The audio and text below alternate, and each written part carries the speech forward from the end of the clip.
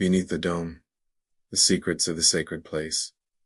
Nestled in the heart of ancient Jerusalem, surrounded by layers of faith and history, stands the Dome of the Rock. But beneath its golden crown lies more than stone.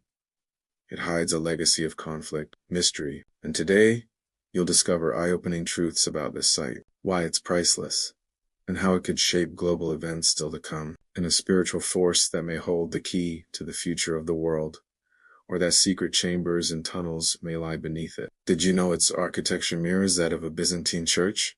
Today, we'll dive into all of this. Guards, Israeli, Palestinian, and religious monitored constantly. Jewish visits are rising every year, but so are tensions. Clashes between Israeli forces and Palestinians are common. This is no ordinary rock. It is a spiritual epicenter for billions. The more we investigate, the clearer it becomes. We've barely scratched the surface. That is why the conflict over this site is more than political. It strikes at the core of each faith, and unless one side surrenders its foundational beliefs, reconciliation remains nearly impossible. In this episode, we'll explore the true meaning of the foundation stone, its historical evolution. Access to the foundation stone is forbidden. Yet, according to Jewish tradition, that stone is where creation began. The very origin point of the earth. Any attempt to remove it would trigger worldwide outrage and international condemnation. Israel knows that even the smallest incident there could ignite a global firestorm. In just 6 days, Israel defeated a coalition of Arab nations and reclaimed East Jerusalem, including the Western Wall and the Temple Mount. For the first time in nearly 2,000 years, Abraham had other sons, but not all were heirs to the promise. They climbed to the top and fastened the flag to a pole ending in an Islamic crescent. From Mount Scopus, Defense Minister Moshe Dayan watched the scene through binoculars. Alarmed, he radioed, "Do you want to set the entire Middle East on fire?" But even in that historic victory, they did not touch the Dome of the Rock. Orn, unable to do it himself, asked another soldier to take it down. Looking back, it was a striking moment of religious restraint. The Jewish people had just reclaimed their holiest site after centuries of exile. And yet, they chose not to assert full sovereignty. Then came the iconic moment. Colonel Matagua radioed headquarters with the words, "The Temple Mount is in our hands." After all, they were at war and facing existential threats, but they jijni and still haven't. To this day, the debate continues in Israel. Was Dayan wise or weak in ordering the flag removed? This wasn't just a military report. It was a moment of prophetic history. The site longed for, in Jewish prayer for centuries, was once again under Jewish control. The New Testament affirms this, calling the church spiritual descendants of Abraham, but not a replacement for Israel. But the Israeli government has chosen restraint, even going so far as to protect the site against extremists. And the Temple Mount, its crucial role in the Middle East, as ongoing spiritual and political drama. This divergence is not a minor difference. It is a theological foundation of two worldviews and the source of centuries of religious conflict. Each subscriber helps spread these essential revelations. Did you know that in 1967, Israel had a brief opportunity to destroy the Dome of the Rock? But first, I invite you to subscribe to this channel. They believe it was here that Abraham prepared to sacrifice Isaac, and where both the first and second temples once stood. Although God stopped the sacrifice, the connection to this rock remains unshakable. The Temple Mount is unlike any other place on earth. For the Jewish people, this is the holiest place on earth. Muslims, however, believe it was Ishmael, not Isaac, who was laid on the altar. According to the Torah, it was Isaac, the child of the promise, and only through Isaac and later Jacob was the covenant carried forward. The connection to the Temple Mount runs deep in both Judaism and Islam. To Jews, the current state of the Temple Mount is a tragedy. A foreign religion occupies their most sacred site. Today, the Dome of the Rock stands above that stone. It's recognized by over 1.8 billion Muslims and protected by UNESCO. Some argue that such a crisis aligns with biblical prophecy, that Israel will face worldwide opposition. If you think this tension is exaggerated, look back to the Six-Day War of 1967. It was a moment charged with emotion. Israeli paratroopers stood where their ancestors once worshipped. They had returned to the heart of their faith. Why? Because they knew One wrong move could spark a global war. The paratroopers raced up the steps and entered the large plaza, facing the golden dome of the Rock and the silver dome of the Al-Aqsa Mosque. Ezra Orn, the communications officer, pulled an Israeli flag from his backpack and asked Gore if he should raise it over the dome. "Go ahead," Gur replied. Gore quickly ordered the flag removed. Many believe that was the moment Israel could have taken full control of the Temple Mount. After all, they were at war and facing existential threats.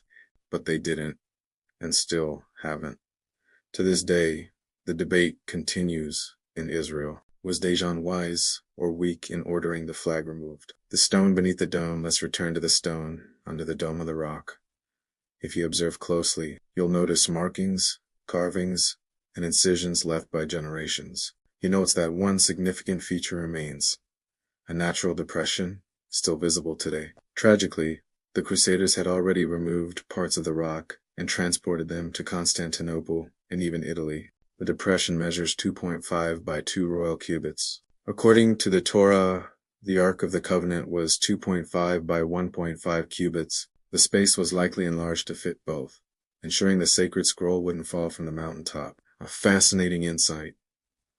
So why the wider space? During the Crusader era, much of the stone was cut and overlaid with slabs. That floor wasn't the Holy of Holies, but the altar. And based on current layouts, that spot lies nearby. They even built a main altar atop it, exposing only the eastern side. These rare images reveal a mysterious underground prayer space, dimly lit, echoing with centuries of reverence. Little is known about these tiles, especially from the Crusader period. However, as we've seen, the Ark was likely placed on the rock, not beneath it. Rittmeyer's illustration clearly maps the rock, the dome, and Herod's temple's possible placement. After the Second Temple was destroyed, the site passed through Roman, Christian, and Muslim hands, each leaving its mark, altering the stone, even removing fragments. Scholar Lean Rittmeyer has extensively studied the original form of the rock. Muslim historian Gabriel recounts that when Saladin retook Jerusalem,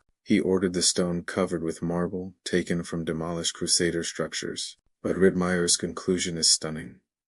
If you align the temple layout with the remaining cut in the stone, it matches the Holy of Holies, the very heart of Solomon's temple. Deuteronomy 31:26 may hold the answer.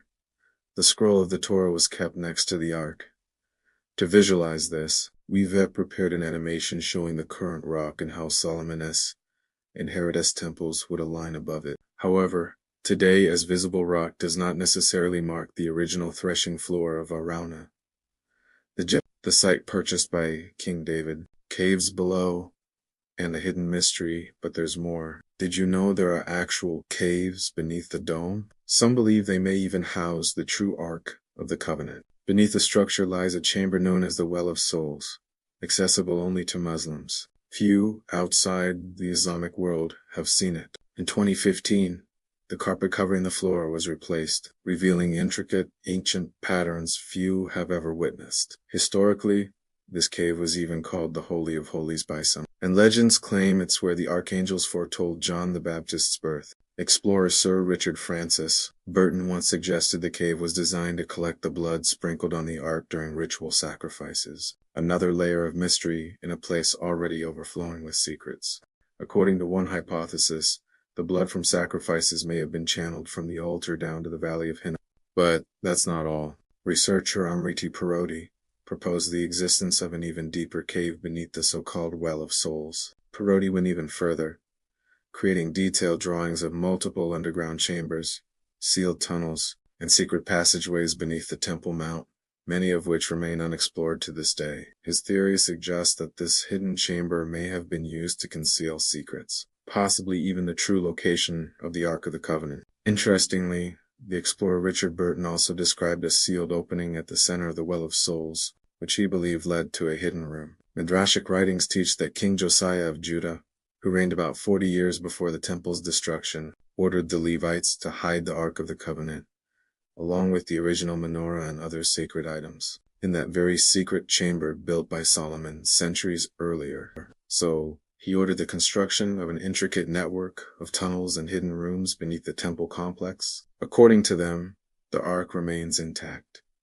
hidden, waiting for the prophetic moment of its revelation. It's almost impossible to imagine the global implications of such a discovery. Why? Because the Muslim custodians of the Temple Mount understand the potential impact such a discovery would have. What would happen if someone touched it today or brought it back into the light? If the ark were found, it would serve as undeniable proof of the existence of a Jewish temple, reinforcing Israel's historical and spiritual claim to the site. If you believe this content is meaningful, I invite you to support this mission. Click like, subscribe to the channel, and share this message with others. They even affirm that certain individuals alive today know exactly where the chamber is. He even claimed to have personally accessed the lower chamber through a secret tunnel.